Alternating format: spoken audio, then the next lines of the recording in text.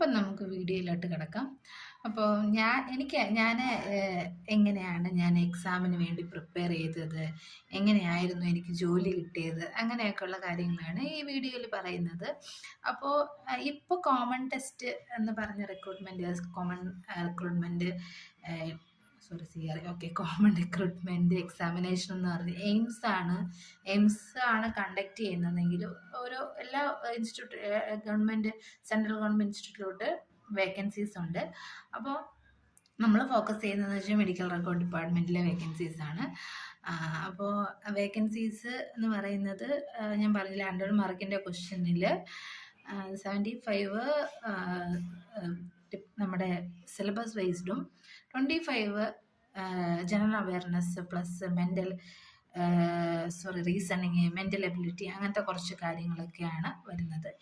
അപ്പം ഈ syllabus wise എന്ന് പറയുമ്പോഴത്തേക്ക് അതിനകത്ത് എന്തൊക്കെ സിലബസ് ആണ് വരുന്നതെന്ന് നമുക്ക് നോക്കാം. അപ്പം അതിൻ്റെ ക്വാളിഫിക്കേഷൻ എന്ന് ഇവർ പറഞ്ഞിരിക്കുന്നത് പലതരം ക്വാളിഫിക്കേഷൻ പറഞ്ഞിട്ടുണ്ട്. +2 plus science, +2 science plus diploma course ഉണ്ട്, 6 മന്ത് കോഴ്സ് പറഞ്ഞത്. ESEയുടെ വേക്കൻസി എന്ന് പറയുന്നത് വ്യത്യസ്തമായിരിക്കും. എയിംസിൻ്റെ വേക്കൻസി എന്ന് പറയുന്ന ക്വാളിഫിക്കേഷൻ വ്യത്യാസമുണ്ട്. അപ്പം നിങ്ങൾ രണ്ടുപേരും അത് കൺഫേം ചെയ്യാൻ വേണ്ടി ആ സൈറ്റിൽ കയറിയിട്ട് നിങ്ങൾക്ക് അതിൻ്റെ ക്വാളിഫിക്കേഷനൊക്കെ നോക്കാം. നിങ്ങൾ ഏതാണോ പാസ്സായത് അത് വെച്ചിട്ട് നിങ്ങൾക്ക് ഏത് വേക്കൻസീസാണ്, ഏതിലാണോ നിങ്ങൾക്ക് അപ്ലൈ ചെയ്യേണ്ടത് അങ്ങനെ അപ്ലൈ ചെയ്യാം. അപ്പോൾ അതിനകത്ത് മെയിനായിട്ട് സിലബസ് വരുന്നതെന്ന് വെച്ച് കഴിഞ്ഞാൽ ഫസ്റ്റ് മെഡിക്കൽ റെക്കോർഡ് സയൻസ് വരുന്നുണ്ട്. പിന്നെ അതിനകത്ത് തന്നെ മെഡിക്കൽ കോഡിങ് പ്ലസ് ടെർമിനോളജി വരുന്നുണ്ട്, സ്റ്റാറ്റിസ്റ്റിക്സ് വരുന്നുണ്ട്, പിന്നെ അനാട്ടമി, ഫിസിയോളജി, ഇതൊക്കെ വരുന്നുണ്ട്. ഇതാണ് ഒരു സിലബസ് എന്ന് പറയുന്നത്. അപ്പോൾ എല്ലാ മേഖലയിൽ നിന്നും എല്ലാ ഒരു സബ്ജക്റ്റിൽ നിന്നും എല്ലാം പഠിച്ചിരിക്കണം.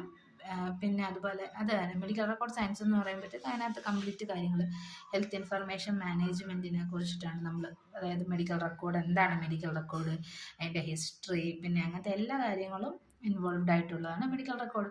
പിന്നെ എങ്ങനെയാണ് ഫയലിംഗ് ചെയ്യുന്നത്, അങ്ങനെ കുറേ കാര്യങ്ങളാണ് മെഡിക്കൽ റെക്കോർഡ് മാനേജ്മെൻറ്റുമായിട്ട് വരുന്നത്, ആ ടോപ്പിക്ക്. പിന്നെ കോഡിംഗ് ഒക്കെ ചെയ്യുന്ന ആൾക്കാർക്ക് അറിയായിരിക്കും മെഡിക്കൽ കോഡിംഗ് എന്താണെന്നറിയാം. അപ്പോൾ ആ മെഡിക്കൽ കോഡിങ് സംബന്ധമായിട്ട് ക്വസ്റ്റ്യൻസ് വരാൻ സാധ്യതയുണ്ട്. പിന്നെ അതുപോലെ ടെർമിനോളജി എന്ന് പറയുന്നത് നമ്മൾ ഡയഗ്നോസിസിൻ്റെ ഷോർട്ട് ഫോം, ഫുൾ ഫോം എന്താണ്, അങ്ങനത്തെ കാര്യങ്ങളൊക്കെയാണ് വരുന്നത്.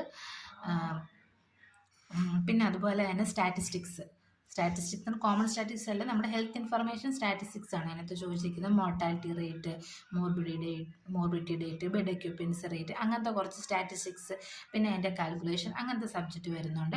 പിന്നെ വരുന്നതെന്ന് വെച്ച് കഴിഞ്ഞാൽ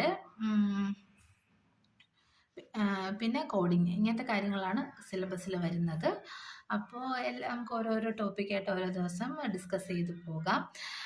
പിന്നെ ഞാൻ എക്സാം എഴുതുന്നത് 2017 എക്സാം എഴുതി, ESEയിൽ കണ്ടക്ട് ചെയ്ത എക്സാം എഴുതിയത്. ഭാഗ്യം വെച്ചാൽ അത്യാവശ്യം റാങ്ക് ഉണ്ടായിരുന്നു, അങ്ങനെയാണ് ജോലി കിട്ടിയത്.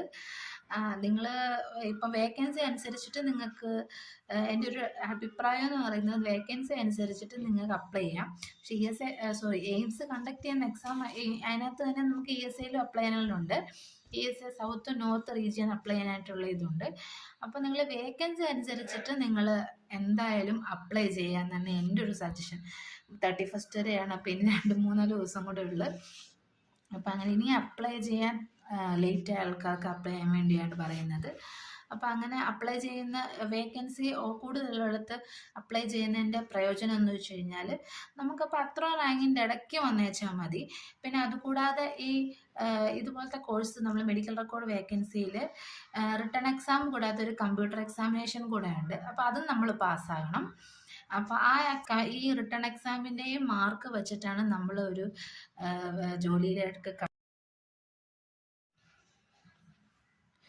ഫസ്റ്റ് നമ്മൾ ക്ലിയർ ചെയ്യേണ്ടതെന്ന് വെച്ച് കഴിഞ്ഞാൽ റിട്ടൺ എക്സാമാണ്. അത് കമ്പ്യൂട്ടർ ബേസ്ഡ് എക്സാമാണ്, ചോയ്സ് ബേസ്ഡ്. അപ്പോൾ അത് നമ്മൾ അത്യാവശ്യം മാർക്കോടുകൂടി പാസ്സാകുക.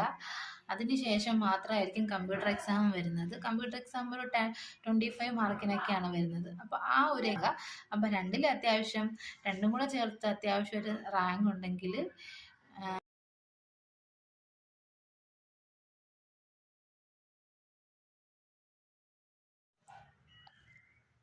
അപ്പോൾ 2 എക്സാമിനും കൂടെ പാസ്സായാൽ മാത്രമേ നമുക്കൊരു അത്യാവശ്യം നമ്മൾ വിചാരിക്കുന്നത്ര റാങ്ക് വരത്തുള്ളൂ. അപ്പോൾ ആ റാങ്ക് കിട്ടാൻ വേണ്ടി നിങ്ങൾ നന്നായിട്ട് ഹാർഡ് വർക്ക് ചെയ്യണം.